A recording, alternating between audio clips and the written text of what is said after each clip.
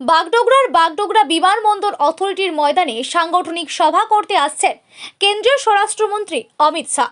সেই মুহূর্তের শেষ প্রস্তুতি চলছে। বিধানসভা নির্বাচনের দিনক্ষণ এখনও ঘোষণা হয়নি, তবে পাখির চোখ পড়ে এগোচ্ছে বিজেপি। শনিবার ফের একবার রাজ্য সফরে আসছেন কেন্দ্রীয় স্বরাষ্ট্রমন্ত্রী অমিত শাহ। এদিন দুপুর নাগাদ বাগডোগরা বিমানবন্দরে এসে পৌঁছবেন স্বরাষ্ট্রমন্ত্রী। এরপর সড়ক পথ দিয়ে সোজা চলে আসবেন বাগডোগরা আর গোসাইপুরে বাগডোগরা বিমানবন্দর অথরিটির ময়দানে, এবং এই ময়দান থেকেই 4 জেলার কার্যকর্তাদের নিয়ে সাংগঠনিক সভা করবেন।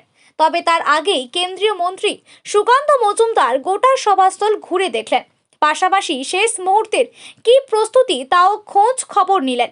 সাংবাদিকদের মুখোমুখি হয়ে সুকান্ত মজুমদার জানিয়েছেন, 2026-এর নির্বাচনের আগে দলীয় কর্মীদের চাঙ্গা করতে আসছেন স্বরাষ্ট্রমন্ত্রী অমিত শাহজি। পাশাপাশি বার্তা দেন যে সেই দিকে তাকিয়ে রয়েছেন দলের নেতা কর্মী সমর্থকেরা।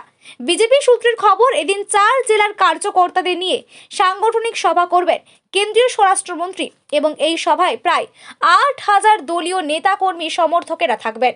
শক্ত ঘাঁটি, তো সেই জায়গায় ওরা বিভিন্ন ভাঙন ধরাচ্ছে, বিভিন্ন ব্যক্তি তৃণমূলে জয়েন করছে।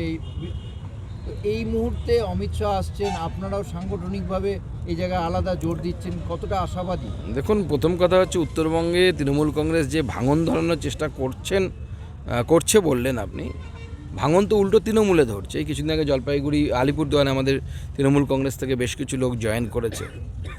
বিজেপি উত্তরবঙ্গে শক্তিশালী, এবং এতটাই শক্তিশালী যে তৃণমূল কংগ্রেস যতই লাফালাফি করুক, ওই লাফালাফি খুব একটা কাজে আসবে না। এখানে ওনাদের যে সেনাপতি, সে তো ঘুরে বেড়াচ্ছে, সেনাপতি না যুবরাজ কি বলে যেন, তো সে তো ঘুরে বেড়াচ্ছে, সে তো দেখে গেছে কি অবস্থা আছে, সে জানে কি হতে পারে। নতুন সিপির দায়িত্ব পেয়েই বেলডাঙ্গা কাণ্ডের তদন্তভার এনআইএর হাতে তুলে দিলেন। না, এনআইএ ইনভেস্টিগেশন করলে খুব ভালো হবে, কারণ এই যে ঘটনা বেলডাঙ্গাতে ঘটেছে, সেই বেলডাঙ্গার ঘটনা স্পষ্ট দেখা যাচ্ছে যে এটা একটা প্ল্যানফুলি করা হয়েছে। কারণ পুলিশ, পশ্চিমবঙ্গ পুলিশ, এবং তার সাথে যে রাজ্যে মারা গেছে সেই ছেলেটি, ঝাড়খণ্ড পুলিশ, যেখানে বিজেপি সরকার নেই, তারা স্পষ্টভাবে বলে দিয়েছিলেন যে এই মৃত্যু আত্মহত্যা। এই মৃত্যুর কোনো জায়গায় কোনো খুনের বা মারামারি করার কোনো চিহ্ন নেই। তারপরেও যে ধরনের ভারত বিরোধী কার্যকলাপ সেখানে হয়েছে, যদি কোনো অন্য ধরনের শক্তি যদি এতে ইনভলভ থাকে, আমি অন্ততপক্ষে আশ্চর্য হব না। আর সেক্ষেত্রে তদন্তের জন্য এনআইএ হচ্ছে উপযুক্ত সংস্থা, কারণ পুলিশের সেই জুরিসডিকশন নেই যে তারা এই ধরনের কিছুতে কাজ করবে।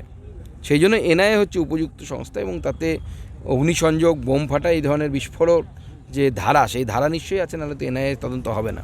দাদা, আজকে অমিত শাহর যে অনুষ্ঠান কি বলবে, মানে কতটা উজ্জীবিত করবে? মাননীয় গৃহমন্ত্রী ভারতবর্ষের অন্যতম শ্রেষ্ঠ স্ট্র্যাটেজিস্ট হিসেবে তাকে ধরা হয়। তিনি এলে পরে অবশ্যই আমাদের কার্যকর্তারা উদ্বুদ্ধ হবেন, তিনি পাথেও দেবেন যে আমরা কিভাবে চলবো। আর উত্তরবঙ্গ যেহেতু বিশেষ করে এই উত্তরবঙ্গের মাথা, অর্থাৎ আমরা যাকে আমাদের সাংগঠনিক ভাষায় শিলিগুড়ি বিভাগ বলি, সেই শিলিগুড়ি বিভাগে ভারতীয় জনতা পার্টি খুব শক্তিশালী। কোচবিহার বাদ দিয়ে সবকটা সিট আমরা জিতেছি। তো স্বাভাবিকভাবে মাননীয় গৃহমন্ত্রী এলে আরও আমরা টকবক করে ফুটবো। আমাদের কার্যকর্তারা নতুন জোশ নিয়ে, নতুন ঊর্জা নিয়ে, নতুন আগ্রহ নিয়ে যাবে। ধন্যবাদ।